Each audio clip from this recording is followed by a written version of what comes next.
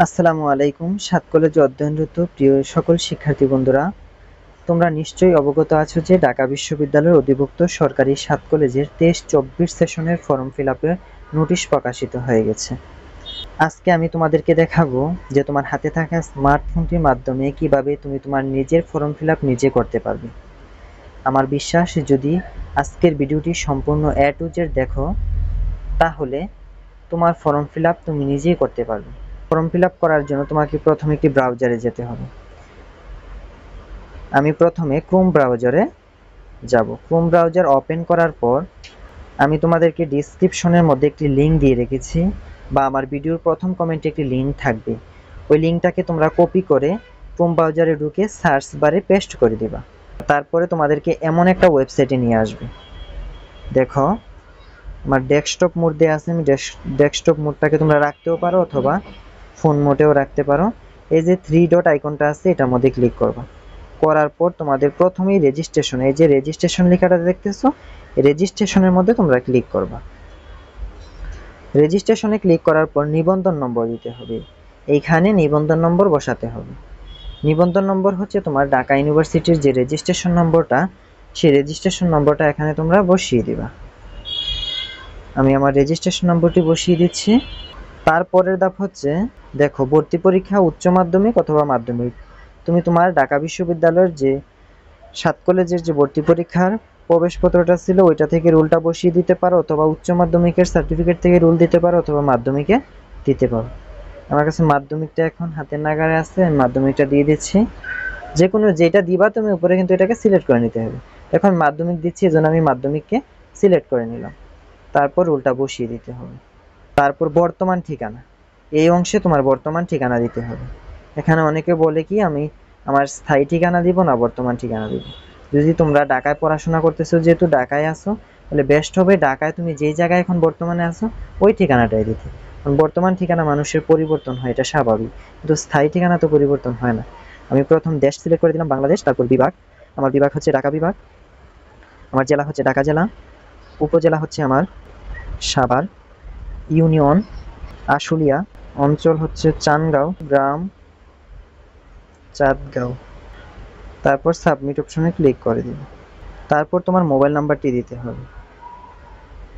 এখানে তুমি তোমার নিজের মোবাইল নাম্বারও দিতে পারো, অথবা তোমার অভিভাবকের মোবাইল নাম্বারও দিতে পারো। আমি আমার নিজের মোবাইল নাম্বারই দিয়ে দিচ্ছি। তারপর মোবাইল নাম্বারটি কোন অপারেটর সিলেক্ট করে দিতে হবে। আমি 019 দিয়েছি, আমার অপারেটর হচ্ছে বাংলালিংক, আমি বাংলালিংক সিলেক্ট করে দিই। তারপর তোমার ইমেল অ্যাড্রেস দিতে হবে। আর ইমেলের ক্ষেত্রে মনে রাখবা সবসময় কিন্তু সবগুলা অক্ষরই ছোট হাতের হবে। পুনরায় আবার সেম ইমেল নম্বরটি নিচেও দিয়ে দিতে হবে। তারপরে তোমার কাজ হচ্ছে পাসওয়ার্ড দেওয়া। পাসওয়ার্ডের ক্ষেত্রে কমপক্ষে আটটি সংখ্যা হতে হবে। ছোট হাতের অক্ষর, বড় হাতের অক্ষর এবং সংখ্যা সবকিছু মিলিয়ে দিতে হবে। এখন উপরে যে পাসওয়ার্ডটি দিচ্ছ সেই সেম পাসওয়ার্ডটি আবার নিশ্চিত করতে হবে। তারপর রেজিস্ট্রেশন অপশনে ক্লিক করতে হবে। এখন তোমাদের কাজ হচ্ছে, এই যে দেখতেছো ডিউ, এই যে লেখাটা, এই লেখাটাকে তুমি যে কোনো একটা অপারেটরের মোবাইল নাম্বারে তোমার টাকা থাকতে হবে, কমপক্ষে 5 টাকা রাখবা তোমার ফোনের মধ্যে। এই যে উপরের এই লেখাটা, এই লেখাটাকে তোমরা মেসেজ করে দিবা 163 এই নাম্বারে মেসেজ করে দিবা। আমাদের কোড এসে পড়েছে, এখন আমরা এখানে কোডটিকে বসিয়ে দিব।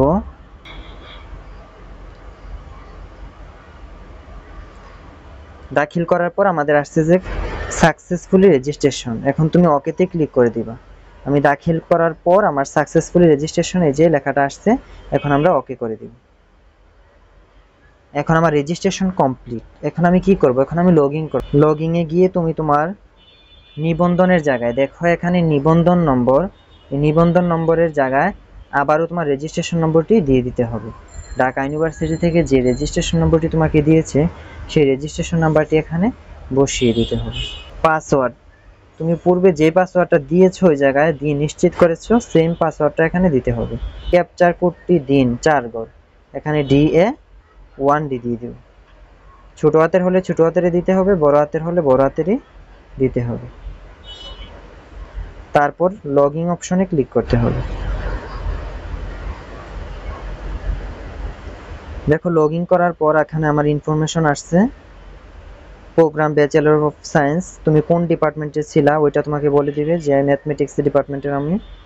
তারপর Mirpur government Bangla college, email, সবকিছু তোমার এখানে শো করবে। এখন তোমার কাজ হচ্ছে এই যে এই পাশে 3 ডট আইকনটা আছে, এই আইকনের মধ্যে তোমাকে ক্লিক করতে হবে। করার পর পরীক্ষা সংক্রান্ত এখানে ক্লিক করতে হবে। দেখো লগইন করার পর যখন আমরা এখানে আসবো, আমাদেরকে আপলোড ইমেজ নামক একটা অপশন আসছে, এই যে আপলোড ইমেজ, এখানে আমার ইমেজটা আপলোড করতে হবে। এই জন্য আমাকে একটা কাজ করতে হবে, আমার যে ইমেজটা আছে বা ছবিটা আছে ওইটাকে কাস্টমাইজ করে নিতে হবে। কিন্তু আমাকে উপরে বলে দিচ্ছে দেখো যে 150 ইন্টু 150 পিক্সেল, আমার ছবিটা হতে হবে 150 ইন্টু 150 পিএক্স সাইজের। তাহলে আসো এখন আমরা ছবিটাকে কনভার্ট করি। এখন আমি গুগলে যাচ্ছি, গিয়ে সার্চ করব ফটো রিসাইজার। প্রথম যেই ফটো রিসাইজার অপশনটা আসছে আমরা এটাতেই ক্লিক করব। ফটো রিসাইজারে ক্লিক করলাম, করার পরে চয়েস ফাইল এই অংশে তোমাকে ক্লিক করতে হবে। করার পর মিডিয়া থেকে, মিডিয়া পিক থেকে তোমার ছবিটাকে সিলেক্ট করে দিতে হবে। একটা অ্যাড আসবে, অ্যাডটাকে ক্লোজ করে দিবা। তারপর একটু জুম ইন করে নেবা। এই যে এখন মেইন কাজ হচ্ছে আমার এই যে 50% সিমিলার এই অপশনটাতে ক্লিক করতে হবে, করে কাস্টম সাইজ এই লেখাটাকে ক্লিক করে দেবে। কাস্টম সাইজে যাওয়ার পর তোমরা যে ওয়েট লেখাটা আছে এখানে ছবির 150 ইন্টু 150 হবে, তাহলে ওয়েটও 150, হাইটও 150 দেওয়ার পর তোমরা এখানে ইমেজের ফরম্যাটটাকে করে পিএনজি জেপিজি থাকবে, জেপিজি কোয়ালিটিটাকে বেস্ট করে দিবা। করার পর I am done resize my picture এই অপশনটাতে চাপ দিবা, দিলে ছবিটা কাস্টমাইজ হয়ে যাবে। তারপর তোমরা দেখো এখানে সেভ অপশনটা যে আসছে এটার মধ্যে ক্লিক করবা, করলে তোমার ফটোটা সেভ হয়ে যাবে।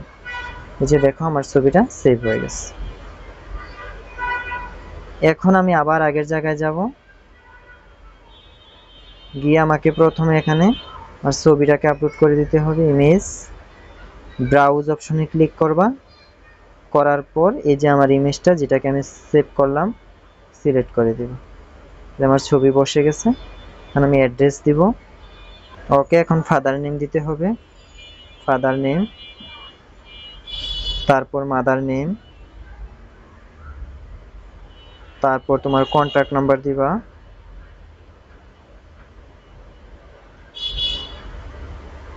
তারপর সাবমিট করে দেবে।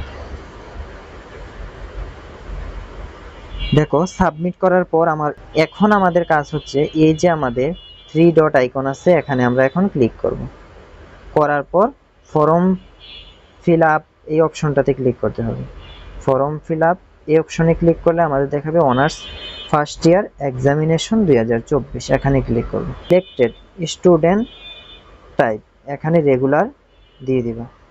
তারপরে হচ্ছে তোমার select course to fill up your form, এটা থেকে তোমাদের যে যে সাবজেক্টগুলো তোমাদের আছে সেই যে সাবজেক্টগুলো আছে তোমাদের ডিপার্টমেন্টে বা তোমাদের কলেজের মধ্যে যে সাবজেক্টগুলো আছে সেই সকল সাবজেক্টগুলো তোমরা এই পাশে ক্লিক করলে তোমাদের অপর পাশে চলে আসবে। এখন আমি আমার সাবজেক্টগুলো দিয়ে দিচ্ছি। দেখো সাবজেক্ট যখন দিবা তখন তোমাদের এই পাশে সাবজেক্টগুলো আসবে, এই পাশে ক্লিক করবা, দেখো ওই পাশে অটোমেটিক চলে আসতেছে।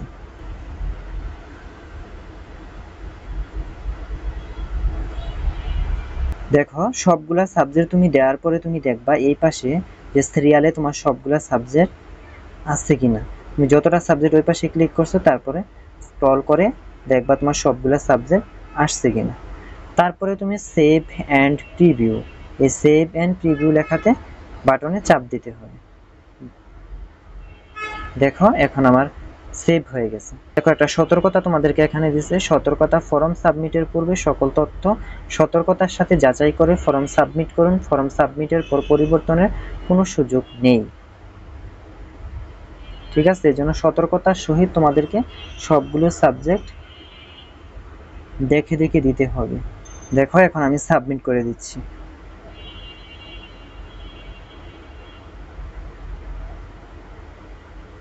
সাবমিট করার পরেও যদি দেখো যে তোমার আরো ভুল আছে, তাহলে এই পাশে দেখো এডিট ফ্রম একটা অপশন পাবা।